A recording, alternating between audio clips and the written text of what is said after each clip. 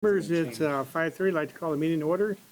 Our first item is our pledge. I pledge allegiance to the flag of the United States of America and to the republic for which it stands, one nation under God, indivisible, with liberty and justice for all.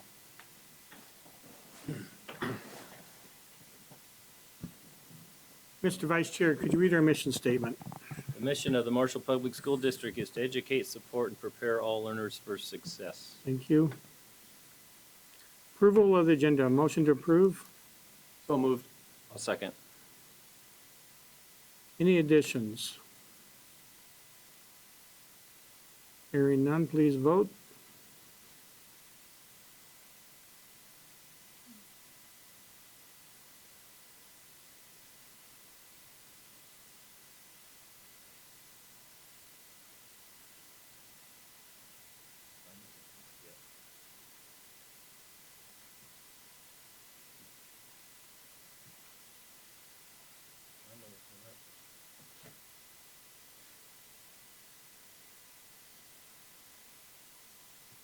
It didn't come up to vote.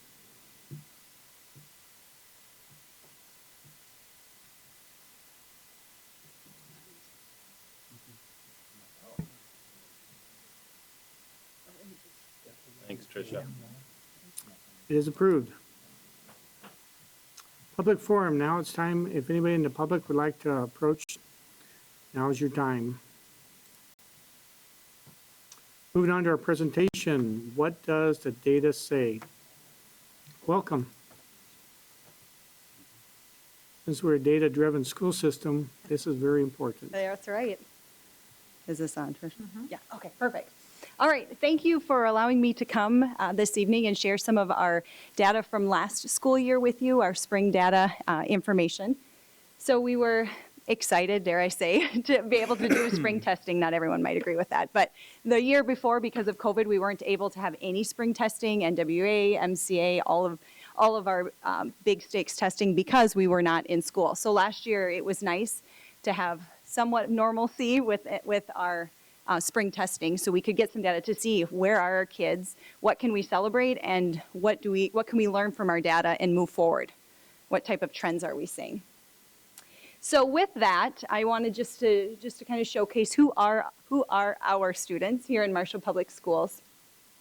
So you can take a look. This is pulled right from MDE's report card site, and they show us the percentage at each one of our schools of our English learners, our special education students, free and reduced, as well as our homeless students. So you'll notice at Parkside, and as we go through the schools, a lot like the English learner percentages start to go down. Some of the free and reduced do as well. Special ed, you'll see, is just kind of an interesting trend that you see. To highlight our English learners, that's exciting. We want that number to go down because that means our students are meeting exit criteria and exiting out of our program, and we'll talk about that in a little bit. You can see I have Westside up here. I tried to pull up Southview, and I was like, why isn't Southview coming up? Well, because Southview wasn't here last year, because this is data from last school year. So I put Westside in there because I'm like, that was our school last year. And these students, of course, are still our students, even though it's noted as Westside Elementary. So you can see our English learner went down a little bit, as well, especially our homeless too. And then our middle school students. We usually, at Marshall Public Schools, fourth grade usually for our EL learners is a big year. It's usually a big group of kids that exit out, which is exciting. And you can see here, it's really noted in our data here with our EL learners. And then our high school students as well. It really says the interventions we have until up through middle school are working. Are working, yes. Yep, exactly. So with that, now what exactly does our data show? So I wanted to start with our NWEA, which is a district-wide assessment that we give. It is normed nationally, though, so we compare ourselves to national norms. So each year, the students take the NWEA in the fall, again in the spring, in both math and reading. And each student, based on their fall score, is then given a projection on where they should be in the spring. So it's a good indication. Are students making the gains that they should make according to NWEA? So you can see the 2021 school year, what percentage of our students This particular one is reading. What percentage met their growth from fall to spring? You can see in 1920 is COVID. We didn't have any results there. The colors indicate cohorts of students. So it's nice to look and see where were they, you know, especially if you look at, I don't know, I mean, any particular grade, even if they, you know, have had it for a while, you can see how they've progressed throughout the school years. So it's good to keep track of students that way as well. Third grade had a tough time, yeah. The third, so if you look at third grade, the 54%, is that third grade? Yeah, yep. Every one of them was dropped. You can see what COVID did. I was just going to say that, yeah, yep. Because of that COVID year. And, you know, we'll go over our MCA results too. And I have the 18-19 state results along with the 2021. You'll see this even as a state, everybody dropped down because of our COVID year. And even last year, our teachers did a phenomenal job working in hybrid and different learning models they did, but it's still, you know, it affects our students. We're not full face-to-face. Why it's so exciting that we are full face-to-face this year. But they did a great job, you know, working with what they had to work with. So with math, you can see same thing as well, the percentage of students that met their growth projection from the fall to the spring. And with our NWA, we test all students in math and reading. Another measure that we measure with the NWEA is our students that are at RIT or at grade level per se. These norms were updated in 2020, so they're updated RIT norms of where our students should be for both math and reading. Again, you can see where they were in 2021, and these are their spring scores. So we do look at the fall, how many are at grade level RIT or where they should be, how many are there in the spring. And again, you can see the colors as well, that you can kind of follow the cohort of kids through the different years. I just want to call out with that, the norms were updated in 2020, but it's about once every 5 years Yes. they update those norms. Yep. It's norming, it's a process for the NWA to come up with that number. So while they were updated, they don't reflect the COVID year. Correct. Yeah, some people thought, oh, did they update it because of that? No, it was 2015 norms. Now it is the 2020 norms. So yes, they do update it approximately every 5 years, and it's millions of students, isn't it, Jeremy, that they look at the data, so. The whole country. Across the whole country, yep. And then you can see our math scores as well, the number of students at or above the mean RIT. So now, like I said, those were our in-district ones. Now if we look at our state assessments, MDE has something called the North Star Accountability System. It was developed a few years ago, 2 years ago, yeah, pretty new. And really what it is, it's a focus on equity. You can see the graphic that I've put here. So it's not necessarily, it's not equality, but it's equity, making sure both our staff and our students have what they need to be successful in the classroom. And it's more than just test scores. They do look at test scores in math and reading, but it's also things. You can see the progress towards English language proficiency, which as a district, we usually do really well in that area. It's definitely something to celebrate, as well as graduation rates. We also do that well, and we'll go over that. There is a fifth one on here. I didn't list it. I had reached out to MDE saying, what about consistent attendance? Because in the past, they have also reported on that. And they reminded me that this data was from 2020, and they didn't have any of that because of COVID. So hopefully this time next year, we'll be able to see where we are with our consistent attendance rate. So it's like, oh yeah, even though I know it, I forget about it. So let's take a look at that. Here is our MCA reading data. So like I mentioned a little bit ago, you can see where the state was in 18-19. And then if you go all the way to the right, you can see where the state was last year. So it did drop. We dropped as a state on our MCA assessments. You can see where Marshall Public Schools fell in grades 3 through 10. You see grade 9 is not included. And then you can see as a district as well how we are. And then the same thing with MCA math as well. You can see where the state was. You can see what the state was this past school year, as well as where we fell. And then as a district average overall as well. So again, given to every student in those grades. It does not begin until grade 3, whereas our NWA data begins in kindergarten. So it's nice we have that data with those students as well. And then, like I had mentioned with our multilingual or our EL learners, the assessment we give them is called the Access Assessment. This is from WIDA, and we're a WIDA consortium state. So they get their data from all of the WIDA schools. There is a certain exit criteria that our students have to make in order to exit. So they must have a composite score of 4.5 or higher, and then with at least 3 of the domains. So within the Access, they actually take 4 tests. It's quite a long test. It's test in listening, speaking, reading, and writing. And they score those separately. And so they have to have at least a 3.5 or higher in those. And then with an average or a composite of 4.5 as well. And the highest is 5, just to kind of get an idea. You can see last year, these are the number of students that we had meet exit criteria. Parkside, we had 3 students, West Side 13, middle school 7, and high school 5. This was lower than what we normally see, but yet it was a celebration because many of our students, when we think of difficulties, think of learning another language, and now you're at home learning, and it's just it's tougher. It's more difficult. All of our staff, our EL staff and our regular staff, did a great job of looking at this. Middle school and high school, these numbers are a little bit higher for us, which is even more exciting. Because when you think of the high school, our high school students, our numbers are lower, but many of those students are new to country or they haven't been with us a long time. So seeing 5 students exit at the high school level is exciting. And with Parkside, usually that number is a little bit lower just because those kiddos usually are brand new. It's very rare you have a lot of students that young. Like I said, West Side, now Southview, that's the age where most of our kids exit. So looking at that, then, this is their composite level. So you can see level 1 all the way up to level 5, level 6. It's not applicable. These are where our Parkside students fell. You can see the majority are level 3, which we consider about intermediate students. Our level 1 students are newcomers or early beginners. So newcomers are students that have been with us for a year or less. And then all the way up to our advanced students. So the state also looks at each one. They look at the reading, they look at the writing, and all of them individually, but this is for their composite. Same thing with West Side. You can see we have more students at level 4, which is exciting. That means they're getting close to exiting, and that's exactly what we want to see, is them getting close to that number, or to that level, I should say.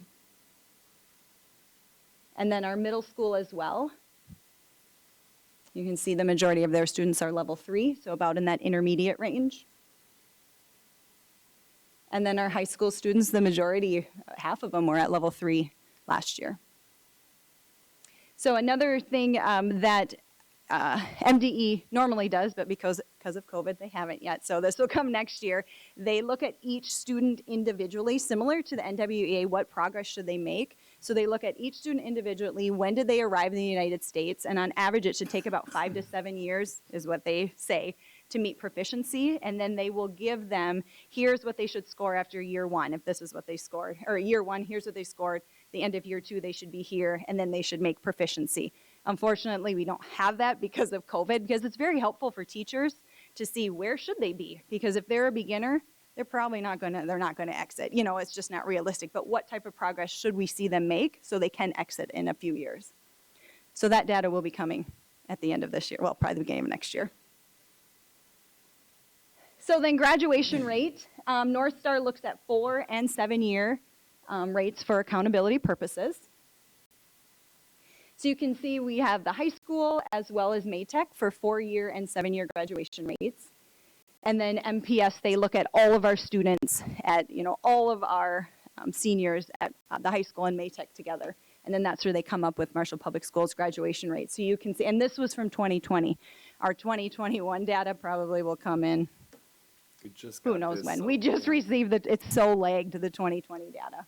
So this is like really old. But this is the latest data they had for us. Oh. You gonna ask the same thing? I don't know, can you explain to us again what a 7-year graduation rate Sure, means? yep. What that means? I think we've heard it before, but. Sure, yep. So the 4-year graduation rate, well, you get that, they graduate in 4 years. So 7-year graduation rate is they require a little additional time outside the 4 years. So for example, many of our multilingual learners might go until they're 21, and then it's our hope for them to graduate. Or some of our special ed students might take a little bit longer. So they come back, I've heard them, they say, we're super seniors. So they come back because they still want to get their high school diploma. It just takes them a little longer. Special needs kids can be educated through age 21. 21, yep, and that's the same with our EL students. However, they just changed it if they are SLIFE. So students who fall under the definition of SLIFE, they can now get even an additional year, depending if they meet, of course, all these requirements to try and get them to graduate as well. So if we look at Marshall Public Schools, we're above both the 4-year and the 7-year graduation rate. So I think that's exciting data to look at and to note. So with that being said, areas to celebrate. Our grades 5, 7, 8, and 11, their MCA math is above the state average. I always think that's important to note because, you know, who do we compare ourselves to? We can compare ourselves to the state, and we're above the state average in all of those grades with math. So that's exciting to see. For the reading, grade 7 was above the state by 3.7, almost 4%. So exciting data as well. I already mentioned it. We had 28 multilingual learners meet the exit criteria, which it's tough to meet that exit criteria. It's a tough assessment. So having 28 of them, even though it's lower than we've had in the past, that still is a huge celebration because it's exciting that many met exit criteria. And then, like I just mentioned as well, we're above the state average for our graduation rate. So definitely areas to celebrate. The data is good for us to look at. Now what do we need to do this year? Where can we go from here? What can celebrate these things, but now what's going to be our plan of attack for this year based on our data? Where can we go? So data is fun and exciting to look at for some people. I like to look at it, but you know, it just gives us an idea. Where can we go from here? So any other questions? Plan, now that you got the results, you have a plan on where you're going to put assets? Is that Yep. what you're going to meet? Yep. So what we do is we use our data for our starting point for our skips, which is what we'll talk about later tonight. And then the buildings can use that and move forward from there. Where do we see maybe some deficiencies? Where do we also see some strengths? What are we doing well? Because it shows us that as well. And within the NWEA, you can actually break apart. So we do have fall NWEA data. That window just closed. So we can really look at our kids right now. Where are they? And we can break it into strands. So what do we need to focus on specifically in math and reading? So it's good data to have. Specific skill strands. Yes, yep. And that work is really driving a lot of the MTSS work taking place in the buildings right now. So they'll start with that big picture and then breaking it down to individual student data and driving those interventions and enrichments for students that have already mastered some of those standards. Questions, board? When you meet with your colleagues, are they using this data similarly? Yes, yep.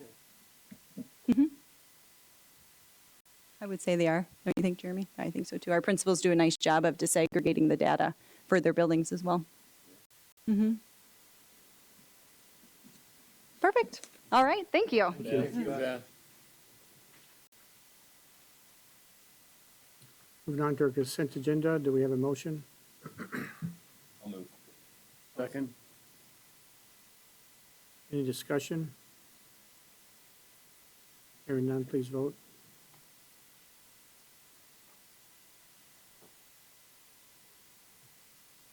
Is approved. Financials, motion to approve financials. Do I have a second? I'll second. Open for discussion. Not a lot to cover. I do want to apologize.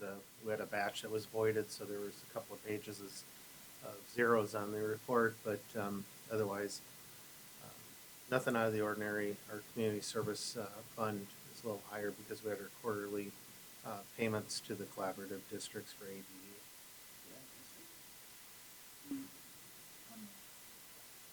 Any questions, board members? Hearing none, we'll vote.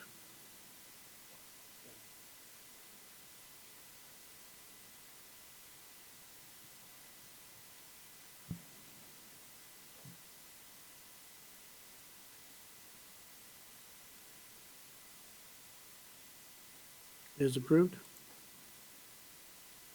Anything else on financials? No, just report, second page of the report shows our general fund is showing better than what was budgeted, but we're early in the year, so we're just watching. Board members, anything you'd like to bring up? I have a collaborative meeting on Wednesday with they'll have a financial report. We didn't have one last spring in May, which was our last meeting. We should be receiving first payment of about 17,000, Dion. Did you receive that yet? I got a letter today, yep. Okay, and I'm guessing we may be getting more than that because we've got like a $230,000 balance. But we'll be asking for people to submit grant requests at the same time. So that's good news for us. It's an increase. Good, anybody else? Moving on to our administrator's report. Okay, so I'll start with my own. Just want to call out the balance we still seek to find with the academic and social emotional needs of the kids and all the additional safety protocols around COVID this year. Certainly coming to terms with the fact that COVID just isn't going away anytime real quickly. So we need to continue to think about how we best meet the needs of all the kids with that as an ongoing reality. We had a meeting recently with our school nurses, and I just want to call out a thank you to them. They are working extremely hard, as they always do, but just a lot on their plates. And in our conversation with them, we found some things around testing that maybe we thought we can refine. So a solution we found with the testing is we were able to work with MDE to get some rapid tests that will be an option for people that are interested in that. So Tricia was able to order those, and they've started coming in. Families that would like a rapid test, they take it home. A student actually just swabs the nose themselves and runs the test. It's compared a little bit like a pregnancy test. It's kind of like what it looks like, and you get results within 15 minutes. So that should help for a asymptomatic person who was a close contact or something within that time frame to get results. Will we be using that within the buildings too, nurses? Or We won't be, the nurses won't be administering it. Families can come and get it and administer it themselves. families need to make the request? Yep, and we'll provide it. We have plenty of them available, so we'll be providing those to people that are interested. So that'll be something that's new that we haven't had previously. We do still have some of the vault tests, so the PCR tests get sent in. Just those take the 4 to 5 days yet to get results by the time it's all run. Does So. the rapid test have a protocol for how it's administered? Yep, it's very simply laid out in a sheet that comes with the test. Plus, there's a video that comes with it in multiple languages for families. But is there a way that it verifies that that's the person that's testing? I don't know that it has that. No, so it would be. I know Trusting people when with I was that in kit. Germany and they did rapid tests, they would require that there be a witness observing that person taking the test that would sign off that that was the person that tested. Sure. So just Yeah. something to think about. Yeah. So, Yeah. The other thing I wanted to mention this evening is we're moving forward with the CTE Center. This past week, Deanne and Amanda Peterson and I attended a meeting with the City Planning Commission about the conditional use permit, which was approved. So we'll meet with the City Council meeting coming up with that, but that's going well. Other contingencies that were part of that purchase, that's all going well too. Things are on track to close on that purchase early in November. We're also working on the possible partnership we've talked about previously with the service cooperative, looking at a joint location for the ELC, ALC facility. Those discussions continue to go well, and I do anticipate within the next couple board meetings we'll invite them back to give a more of an update with the board this next week. And then the following week, again, there's the House and Senate bonding committees that'll be in town. We're hoping to be able to present to those committees and possible funding for a site where we could even partner with the service cooperative and the college in town and some facilities that are available. So that is all going well facility-wise. That's exciting. Where are Very those exciting. hearings? Are they, At SMSU. they're open to the public, right? Social science building. The hearings are at the conference center though. Yeah. Oh, Yep. okay. Yep. What time, do you know? 6:10 tomorrow night. Or tomorrow night? First one, yep. And then Is the there following any one is like discussion the of that following week. at SMSU about what we're doing there? Is it positive? Good. A lot of conversations, just kind of starting some of that, but so far that's going well. So, And the co-op is very much interested. yep, Very yep. good. Very excited about those conversations. Moving on to Tiffany's present our board report. She a couple things she called out were with Fire Prevention Week. That was fun. It was October 4th through 8th. They had volunteer firefighters visit early childhood classes, gave a demonstration of what firefighters wear, as well as they brought a truck that the kids got to go in and touch, and they gave the kids all fire hats, so that was fun for the early childhood program. Kindergarten students, Tiffany also shares, have completed all of the early childhood screening. I know that was the goal last month she had talked about. By the end of this month, they hope to have all the little cubs, preschoolers screened. And with that, she wanted to call it a thank you to the Lions Club. They have some equipment that they've been sharing and volunteering some time to help administer the vision tests for our students. So that's worked really well there. In Darcy's report, she calls out a change in her SKIP plan around a program called Really Great Reading. It's something her staff has asked about. They're spending a lot of time on within building PLCs, learning more about the science of reading is the goal there, in an effort to improve the percent of students reading at grade level. So another part she calls out is within their SKIP goals, using data to track meetings on student progress, identifying students who need additional time or intervention support. And during data meetings, they're identifying students as Tier 1, Tier 2, or Tier 3. Tier 1 being students who are meeting or exceeding expectations, Tier 2 approaching standards, and Tier 3 are those students farthest away from the standard. That's under that MTSS umbrella that we've talked about in the work we're doing at all sites, but she called some things out specifically, and Darcy's really doing a nice job leading that work at Parkside. When do they have the data meeting? When do they have the data meetings? Those happen quarterly during the school day. Okay. Yeah, by teacher groups. So the classroom teacher is part of that, and then the interventionists are all there too to talk about kids individually and who's really needing the support and where, both academic and behavioral. Southview, they mentioned wind time. This was a piece that's kind of been in place, and they're restructuring or maybe refocusing on this year again at that location.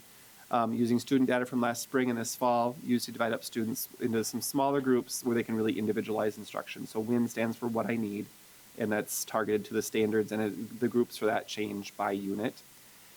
Peter also calls out in his report, they had fire department visit the third grade classrooms again this year like they had done in the past. They got to meet Pluggy, that's a little remote control fire hydrant that comes in the classrooms, and they talked about fire safety at Southview this fall as well. Middle school, Paula calls out the PBIS Advisory Challenge. So it was one of the first days of school. They had in the hallway little slips of paper with kids' names on them, and it was a team building thing. They had to go and find, with their advisory, the slip of paper that had their name on it someplace in the hallways. The teachers were stationed around the hallways helping supervise the behaviors and what have you, and the advisory that found the most, where they had the most kids find this slip with their name on it, they won the prize for that. So a fun PBS Advisory Challenge to kick the year off. She also, in her report, Paula calls out a lot of academic updates by specific courses, so it was hard to list them all in my summary, but I encourage people to go and check out the report that's posted on the ESB site. But a lot of specific classroom activities taking place, and the middle school's really off to a good start there. She calls out some fun things taking place in classrooms. At the high school, Brian calls out during the week of September 27th to October 1st, MHS had homecoming. We did have some changes because of COVID with homecoming this year. We had to move coronation from Monday night to Friday afternoon because of some close contact issues with our homecoming royalty. That change allowed, it was different than we've had in the past, but all the students of the school were able to be there for coronation. He got some very positive feedback from families and students about that piece. Brian also shares that in John Shears' class, they partnered with Minnesota West. They had a portable lab on site for 2 weeks in September and early October, where they were able to do some hands-on projects looking at solar, hydropower, and wind power technologies, where those students could explore different career fields. And that was a really fun activity for kids in his classes. Also, the Career Expo that the Service Cooperative hosts was held on September 29th. That was something that we couldn't do last year either, but it was fun to have that back. It's at the RA facility at SMSU. It's a regional event in town. They do it here, then they do it in Worthington as well. At the Marshall site, we had over 75 exhibitors with hands-on experiences for kids to learn about career opportunities. So really fun opportunity for kids to be part of that. Maytech's report, Amanda calls out on October 12th, they had representatives from the Army Reserve stop at over the lunch hour to visit with students, and they'll be having them back for a few different dates throughout the year to do some specific professional development opportunities with the kids. And kids who signed up will also be completing the ASVAB test at Maytech, looking at some career opportunities. Maytech Site Leadership also has been working on this skip there she calls about that we'll approve later this evening. They added some on-site opportunities looking at strategies and support, other ways to support students this year that they're pretty excited about. that they developed as they worked on their NWA assessments. In his report on activities, Rick Purrington calls out the new Marshall Tiger Activities Facebook page, so encourage people to like that page. He's posting a lot of updates on there, as well as Tiger News, and he is also maintaining the Tiger AD site on Twitter. So both the Tiger AD on Twitter and Marshall Tiger Activities on Facebook are two ways to get some updates on our activities pages. Also recognizes Tiger cross country coach Mike Jacobs. He was recognized last week by the Minnesota Coaches Association for his years of outstanding coaching of high school activities. And recently retired marching band director Wayne Ivers was recognized by his music peers as a Legacy Award at the Youth and Music State Championships at the U.S. Bank Stadium. That was last weekend, the weekend before. So it's a couple of recognitions for coaches that are pretty familiar names to the Marshall community. Jackie has in her report this year, she's going to each month talk about a specific building. So this month she talks about the middle school special education staff and some really fun things they're doing with the kids within their program there. They have a life skills class in this building that has a coffee cart. They call it Beanie Business, which is kind of a fun name. They push around, they sell cups of coffee to teachers, coffees and snack carts. They run it a couple days a week. In that class, the students practice good hygiene, using manners, counting money, making change, and then cleaning up the cart. So a lot of good skills they can teach the kids there. One of the classes also found a recipe for cake pops. She calls out they're going to be looking at comparison shoppings to find ingredients for those cake pops. And then when that's complete, they'll work with life skills class to make the cake pops using the recipe they found. And then they'll work on measurement with recipe, reading the recipe cards, following directions, time management. And when they're all done, they're going to go around and sell the cake pops in the middle school. So some fun things there.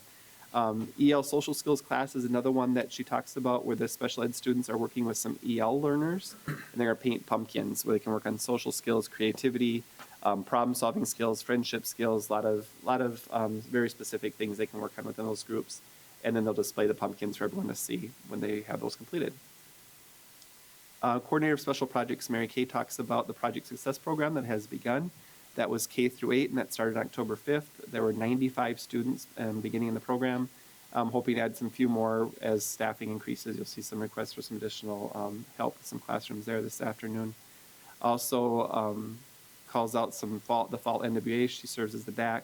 Those fall assessments have been completed and the window has been closed. So those results, as Beth kind of talked about earlier too, they really play into all of our goal setting and starting the process for measuring student growth for this year too. Director of Teaching and Learning in Beth's report, she talks about the CEO program. So the creating entrepreneurial opportunities is what it stands for. It's a program where community stakeholders, they're the heart of this program. They are asked to provide investment to the program, and those resources provide for facilitator salary and other expenses, as well as ensuring sustainability of the CEO program that we're hoping to start next year for students. CEO program is completely funded through outside investors. There's no financial commitment to the school district. So far, we've identified 9 investors that are committed to that program. We need 35 by November 15th.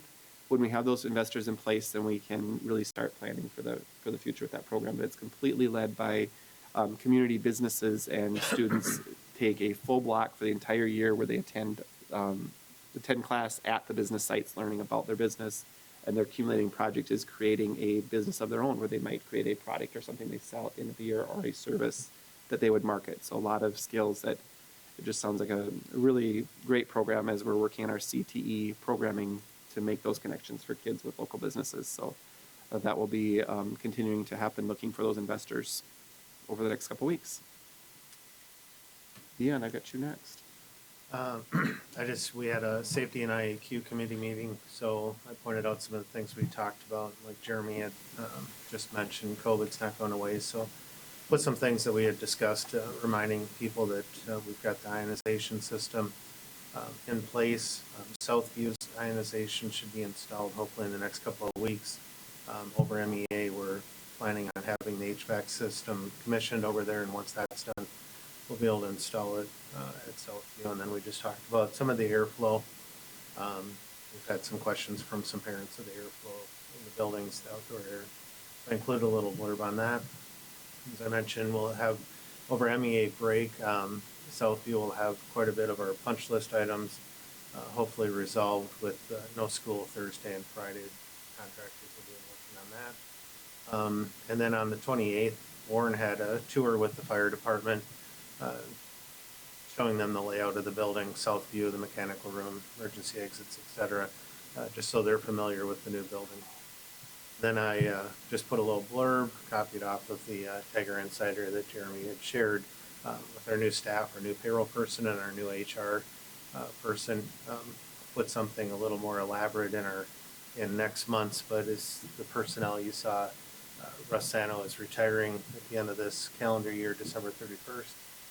So we have posted his position as a finance accountant for the district, hoping to get some good quality applications in and hired before he retires so we can do some cross training. Very good, thank you. Moving on to our first review of policies 501 through 504. Anybody have any questions?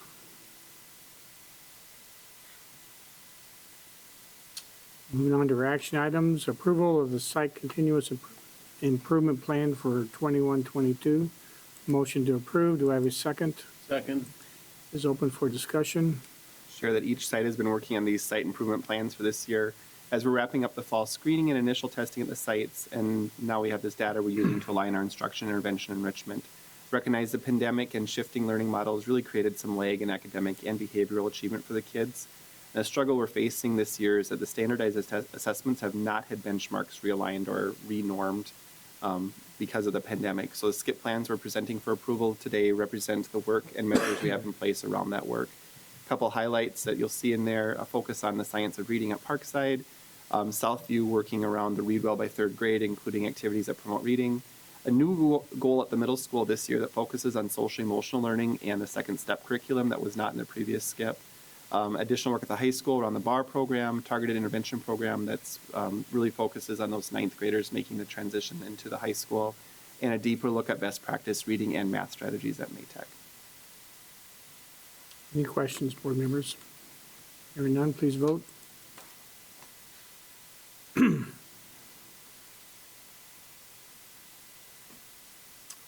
The next action item is resolution awarding sale of the general obligation bonds for refunding series bond for 21-22A. So moved. Second. Open for discussion. Tricia's calling up. We'll have Jody from Ellers joining us here. We had our bond sale and our certificate of participation, which is the next item on the agenda, last Thursday. We had some good turnouts, good results. I'll let Jody kind of go over the details of that. Sounds great. Good evening. So on the refund bonds, three bids. And you can see on the first page of our report that the full bid was a 0.0. So our presale estimate was 0.71%. And so the savings from refunding that were quite a bit greater than we expected. We were expecting a savings, so the last page of the financial schedules, attachments page 5 of your report shows the savings. We were projecting about $106,000, and we actually saved about $139,000.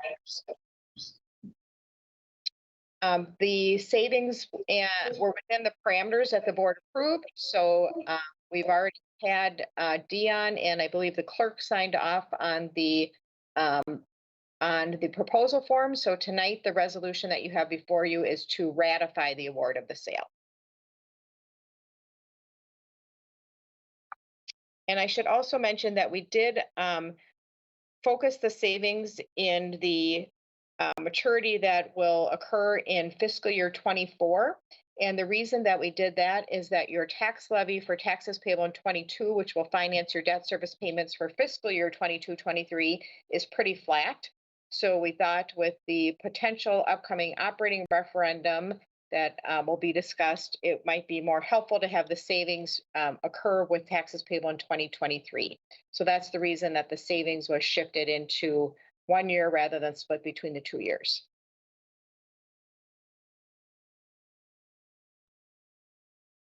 Any questions? We'll vote, please.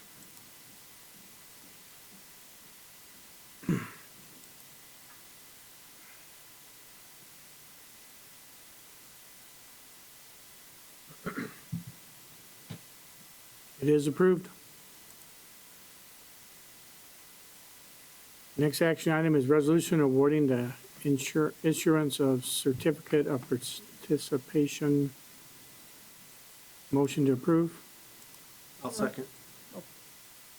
So this was the certificate of participation. This is to fund the CTE location, the purchase of the property, the renovation, some of the construction for that project. Want to reiterate that this is on our lease levy, in which for next year this portion of it will not have an effect on the lease or on the levy or any increase. So I just want to make sure that when people see that we're adding this on, we're not increasing their bond, their property tax due to this. And then I'll let Jody get into a little more, but when we initially had looked at this, we had a 3% that we were looking at for just an average percentage to come in. And Jody will talk about it more, but it came in just below 2%. So that actually will actually help save a little bit on our lease levy. Jody? Great, thank you. So we received 2 bids on this. The rating on certificates of participation is 1 notch below your underlying rating of an A1, and that's because by state law, you're required to have an annual appropriation clause. So that's a little more risky for the investors who invest in certificates of participation. We did get a rate, as Deanne mentioned, just a little under 2%, which was pretty darn close to what we were projecting. So we were very happy to see that. This is a 15-year term, so we can't expect to get that nice 0.4% rate that we got on the refunding bonds. That was a shorter issue and a general obligation debt issue. So again, this then in terms of the updates, the payment schedule is included as the final page of this document, so attachments page 3. And the parameters that were set by the board were to have a issue amount not to exceed 2.1 million, which is what we are issuing, and then the rate at 3% or less, and we are well below that rate. So very happy with the results of this particular debt issue also. Very good. Any questions? Hearing none, we'll call for a vote. Thank you for your work, by the way. Thank you. We're very happy with the results and happy to be of service to the district once again.